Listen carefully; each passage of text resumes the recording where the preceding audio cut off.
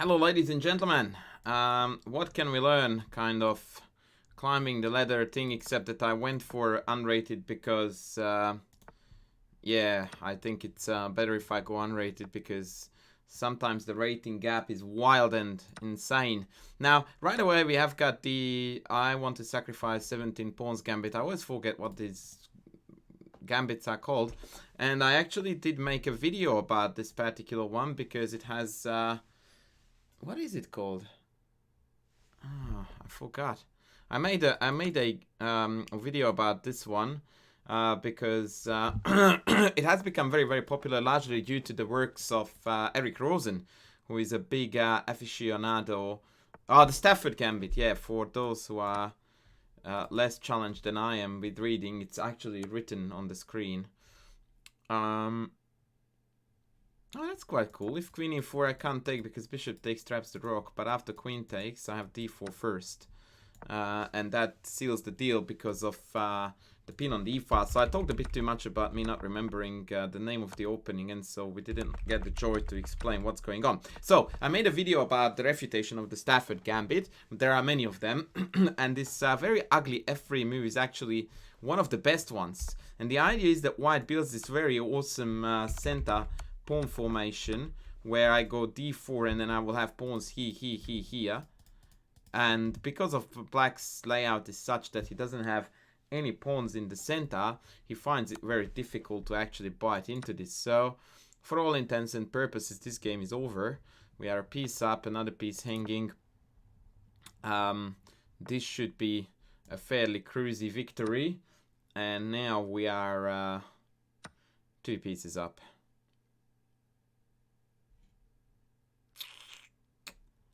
Okay, and I'm thinking about whether to give a check or not, just to disrupt the rooks joining the fray. Nah, I didn't have a chance to do so. Okay, so that was a bit of a less impressive start by our opponent, that is, but stuff like that happens. So, you know, I opened up the search both ways to unlimited, or I'd rather as far as it goes. So we shall see. Okay, maybe very much too.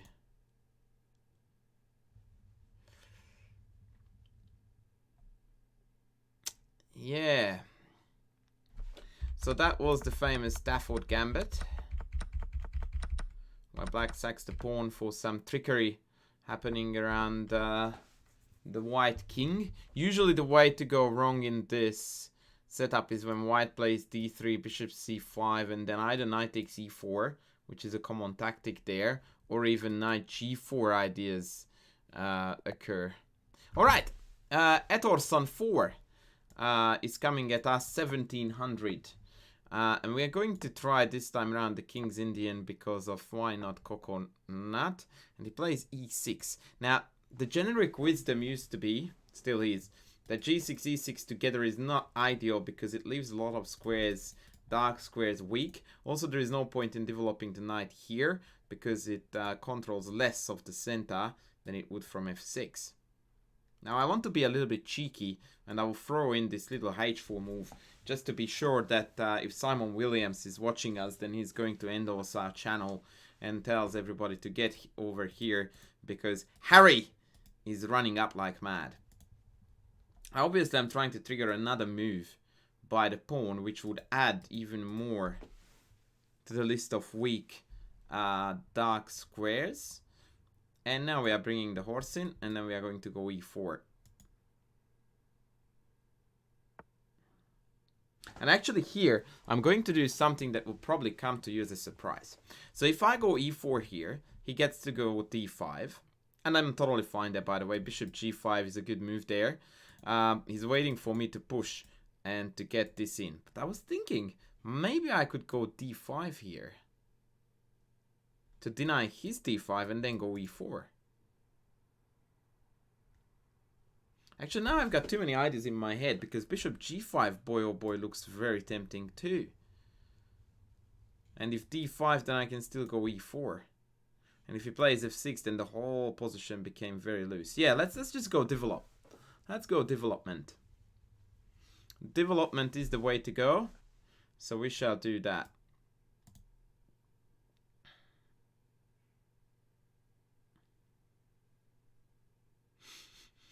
So now if he plays d5, I even have an option of take, and then bishop takes e7. And now this is extremely loose. That is extremely loose. And now we begin fighting for the center, or do we? Because if I go here, take, and then the knight looks on f5 pretty decent. Actually, I'm going to contradict my own rules of attacking the center. By the way, did I have knight b5 there? Maybe he has knight a6. And I'm going to try to pile up on this pawn a little bit just to see how he reacts. Because if he then plays knight f5, then I can take the knight, he takes back, I take this, and then the pawn structure is going to be an absolute mess. So I don't want to commit to too much in the center yet, because we are already so far ahead that there is no point for me to allow good squares for his bad pieces. Okay, now knight b5. Okay, so if I take, he takes the pawn, then knight b5 wins. If I take, he takes back with the knight, then I don't have a winning move. So what we are going to do is that we are going to attack this guy, threatening to take. Now he can't take back with the knight, because then we take the pawn. If he takes back with the pawn, we are going to play knight b5. The only thing that I didn't calculate thoroughly is that what do we do after e5?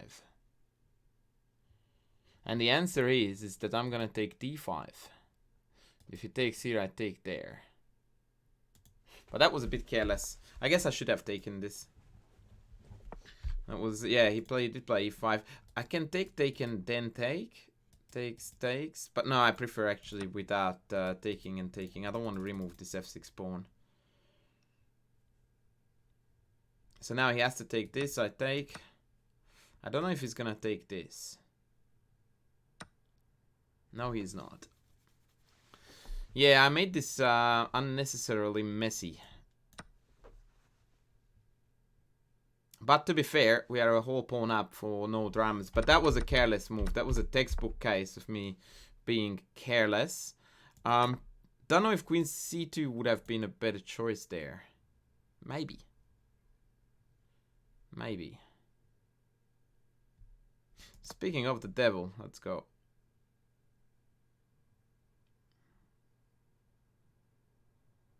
I expect bishop f5, and we're going to castle here and then rook in, and then things are looking rather pleasant. There is a beautiful square for my knight on c5. Note that that's a very important positional concept to play for. Whereas now that he has played f5, we are going to try to utilize the diagonal, the knight in or in. There's a fair bit of oomph now in the position. f5 was a very bad positional blunder, because it opened up both this and this for my knight. And there is no benefit really, because the bishop is just too passive there. Okay. Just go castles, bishop e6 always loses to knight g5, so that's a big drama for him. Perhaps he's going to play king g8. Something I would consider doing. Then knight e5. Yeah, so now he walked into this. That's very unfortunate. The typical thing on lower level chess that people don't look at knight g5, even when the bishop is not hanging, when they play bishop e6 or bishop e3 respectively. It's very, very important that you cover your back against knight g5, because now this bishop either needs to go or it needs to give itself up, but it's a crucial defender of the diagonal. So things are not looking good here.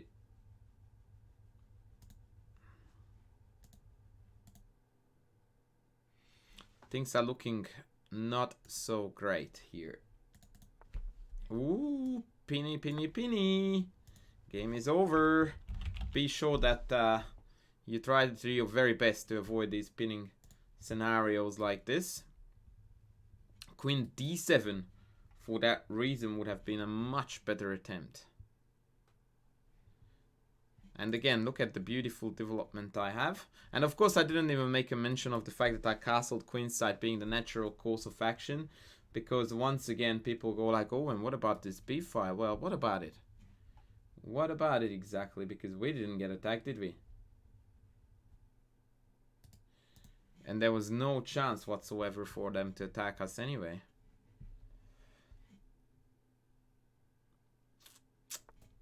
Okay, so now this is the typical position where you should go, okay, I have a pin, I have a knight attacking here, there is another pin here, my whole army is fully developed. There is no forced win here, there is no justice in chess. Now, I can see multiple forced wins here for white. One of them is bishop takes, pawn takes, knight takes, utilizing this pin, and then I'm going to get the rook, and then even the bishop. The other one is to do the other way around. Knight takes, pawn takes, bishop takes, sitting here and here. But I'm going to go caveman and I will just take this. I don't want to complicate matters now. And he resigns. All right, let's try a rematch. Let's see if he bites. Doesn't look that way. Okay, so what did we do all right in this game? We went cheeky h4. We then went correct development. And perhaps here, I should have taken this. Oopsies. Can't quite do that. Next game's Dundek. 2054. And he's chucking at me the... What is this thing called? The Orangutan. Yes. Okay. Let's try to confuse matters early on. This causes a bit of a discomfort in White's army because now they needed to make a call on whether to allow the double pawns or not. And I'm going to still keep on pursuing this because if he plays g3, I will take. If he plays e3, I can play e5. So now he needs to do a bit of a chases. So if I go back, he will go g4, I drop back. Feels like he's compromising the structure a bit too much. So I'll try to provoke him into g4.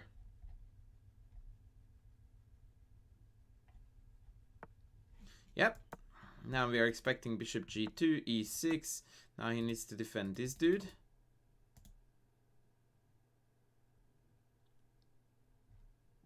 And then I'm going to go knight f6, bishop d6. Okay. Well, this dude didn't need instant defense yet. I stood corrected there. Okay, let's go.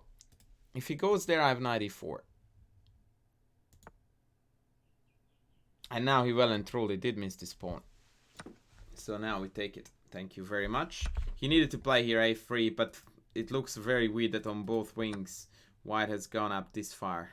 Now we drop back and we go for e5. Know that on g5 I always can come knight h5, which is defending this, but also is attempting to go in there. Perhaps it would have been wiser to retake with the c and retain symmetry, because obviously when you are material up, you don't want to complicate matters, you want to simplify matters. That's a very good move. That's why I will need it to take this way, by the way. So if take, yeah, very good. Not so sure about the very good actually now. Upon second inspection, because I have got this juicy f4 square. So the idea is that if I take, then the d6 bishop hangs. This is the core idea behind what he's doing. And I somewhat underestimated it, to be honest. So here, after takes, I feel like I needed to take like so that if e4 comes, then any bishop move is fine, because then the e file is not open. But the way I took back, I couldn't just play a random bishop move here, like let's say for argument's sake bishop f4 right away, because then after takes, I would have had to reckon with this very annoying check.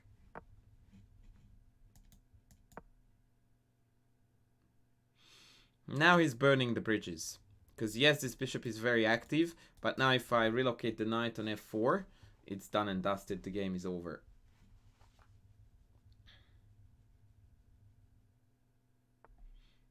Okay, he goes knight h4. That's essentially committing suicide. So here he's misunderstanding what he's meant to do. So he's a pawn down with some kind of a very slight initiative. I would have played here perhaps rook e1 or knight c4, trying to come in here. Maybe even bishop a3 to cut off the castling.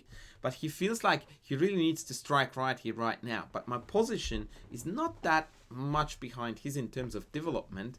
And so now I can easily afford taking stuff like this, hitting knight, and not really exposing myself to any further harassment. In fact, now knight f3 is forced. I drop the queen back here, and not a lot is happening for the material he's shedding along the way. So now I can just take and castle, and when he rook goes here, I need to watch this dude here a bit. Yeah, nah. Let's just take this dude. Actually, I could castle here now that I'm looking at it. Admittedly a bit ballsy.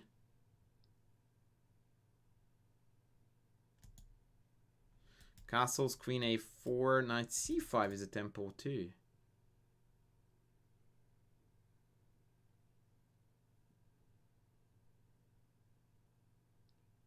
I don't know, man. I'm a bit tempted to do this, I will be honest. Yeah, stuff it. Let's have fun. Because I like the fact that now I don't need to be clumsy with my queen upon rook e1. Because if I had castled this way, then after rook e1, I would have had to put the queen back to d8. Now this, again, looks a bit sus to me, because this is going to be a pin here. And it also allowed me to go back with the queen this way.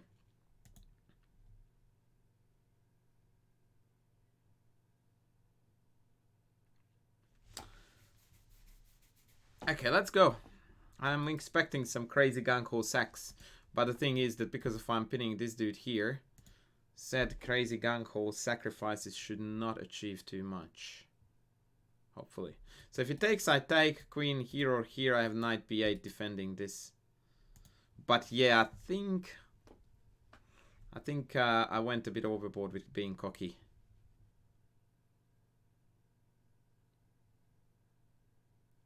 Just slightly overboard with the cocky business.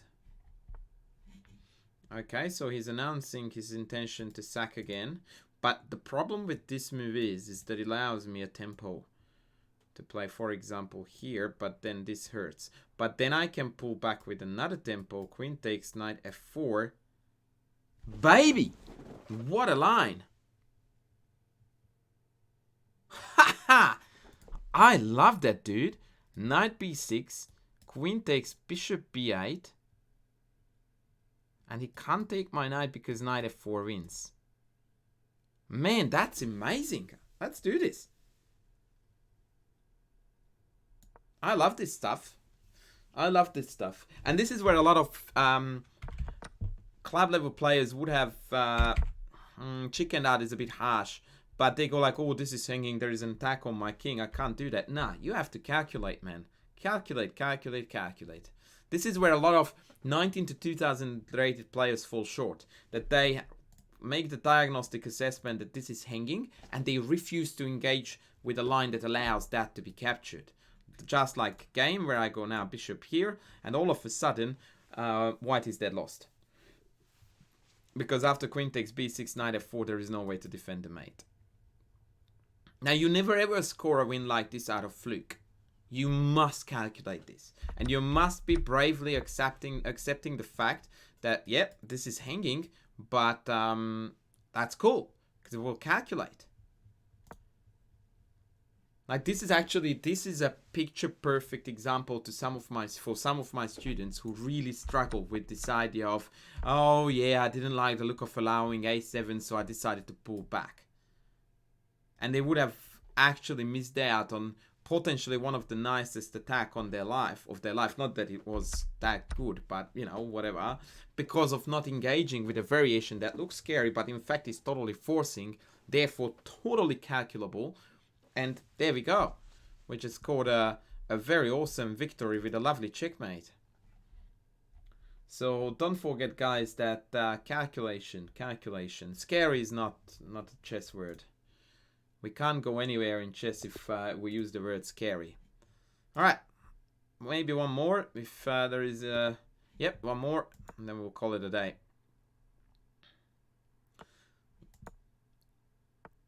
Okay, now we will do the perk. We already had one attempt at the King's Indian, so... Oh, okay, so he plays the Gurganidze. Now, this is an interesting variation, which is very, very positional. The idea is that black wants to create a white squared blockade after d5. We... Oh, okay, or that. With this, he wants to drop back and... Oh, boy. There is some early G4 ideas in this variation, but I can't exactly recall how. It's some H3, take.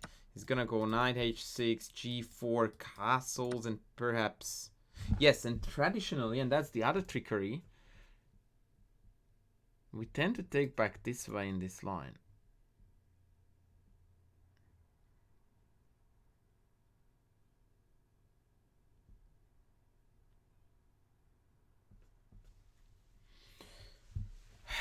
Let me think though. Yeah, we do. We do take back this way because otherwise knight h6, knight f7, castles, and then on the f file we have got some issues.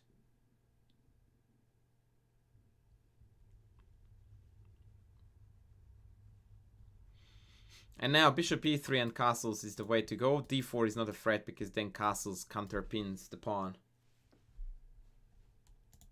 So I think e6, bishop e3, knight h6, g4, castles, queen g3 is some kind of theory. And then there are some g5 ideas to entirely blast this whole thing open on my face.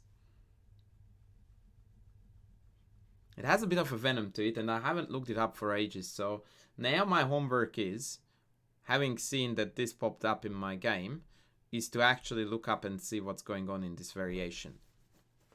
Now, I don't really like this move for him. Now I feel like I have time for h4, h5.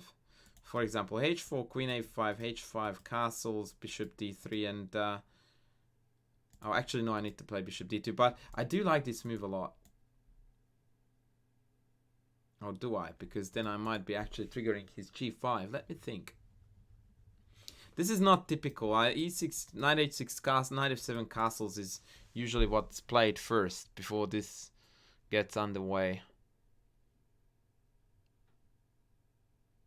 So if I go h4, his only move is e6. Because otherwise after h5, g5, I have e6. So h4, e6. h5, g5. Do I have h6 there? Maybe not. Ah, stuff it. We'll figure it out on the way. Good old Aussie fashion. We'll wing it.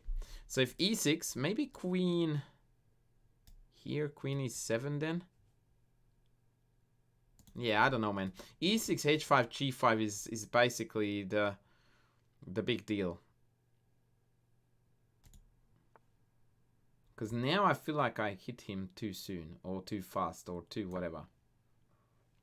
Like he didn't have the chance to perform this counterpunch. If knight f5, I will go bishop d3. We retain the tension, waiting for him to call the shot. And if he doesn't castle, then I might even go queen g4 next, trying to hurt him here. Whereas if g5 takes knight e5... Ooh, actually...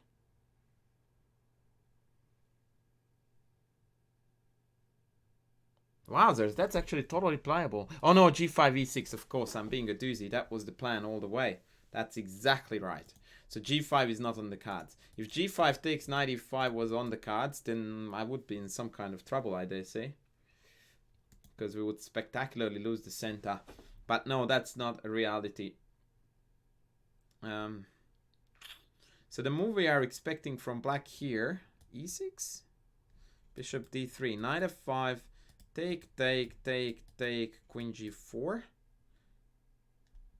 king f7, and he still leaves. Could go g4 too, by the way.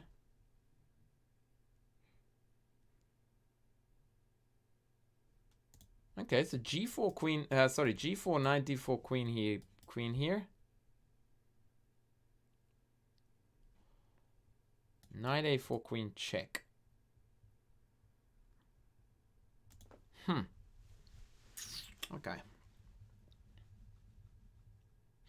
Okay, if I go take, queen here, then I've got e6 check. King takes e6, queen g6 check, knight f6, g4, knight d4, g5 wins.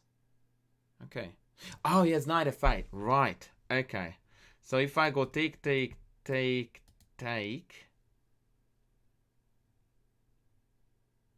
and queen g4, then he has knight f8. I paused because I thought that maybe I can come from here.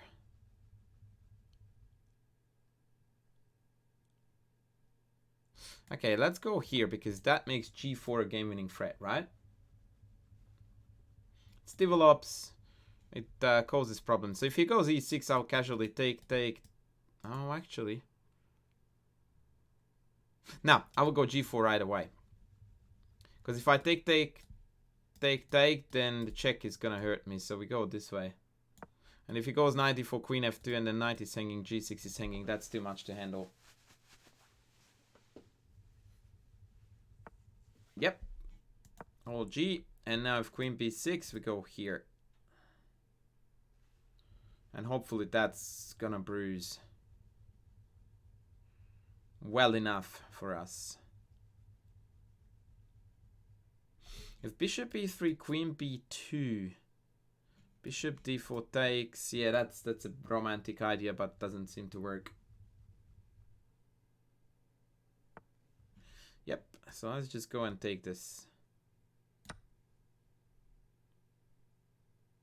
And if it takes, I take that first. So that after check, I've got queen h4 check as well if he goes here or here.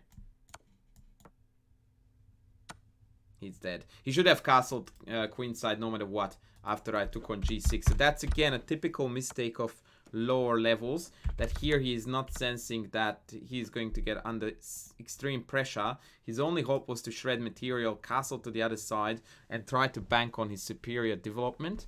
Because now I just go check and he's dead. That's it. So now it's me calling the shots whilst I'm material up. I don't even have to take this now.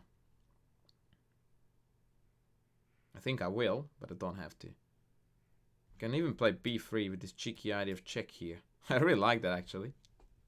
Because if b3, queen b4, then I... Oh, there's a check here. Don't get too cocky, dude. Don't get too cocky. Okay, let's just win the piece. And now I've got check. Or I can just come back.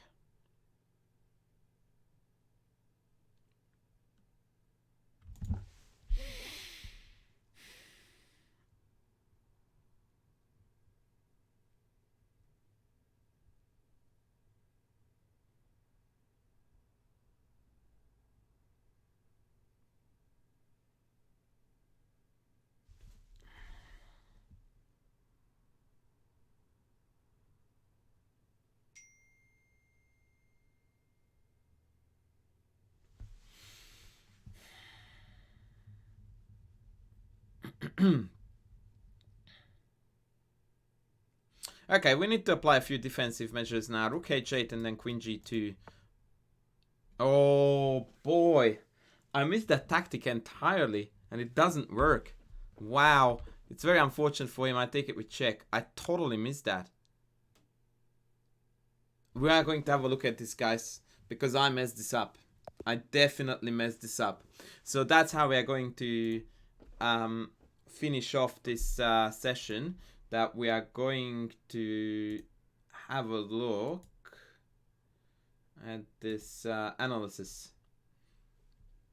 It's going to finish soon.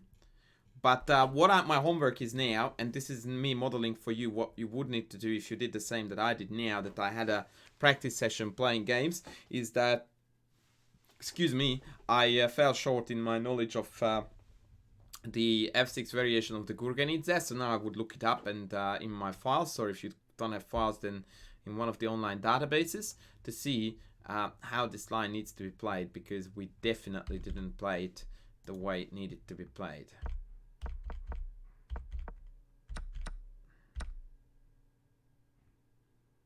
Actually, the engine prefers f takes. Interesting.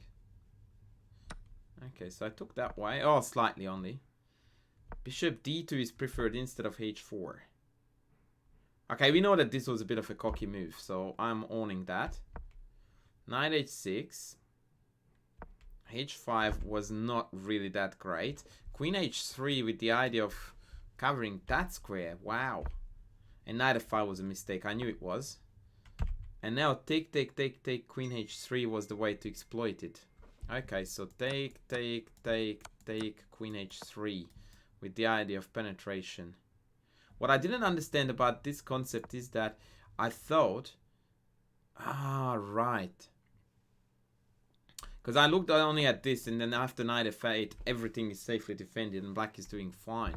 But if I go g4 first, that means that when I go in here, there are two hanging. Okay, fair enough, I missed this. So I went bishop d3, e6, and now we're totally winning after bishop takes f5. Get out, that's not a chess move. Wowzers. Okay, g4, knight d4, mistake, queen f2. g4 was just as good, queen b6. And now bishop e3 is the move, and I forgot king d2, you... Is it king d2? Yeah, it is king d2, and then we trap the queen, the knight is hanging. Man, that was bad. That was bad by me. So take, and I'm curious. Bishop e3 wins again. Same story. Wowzers. Here?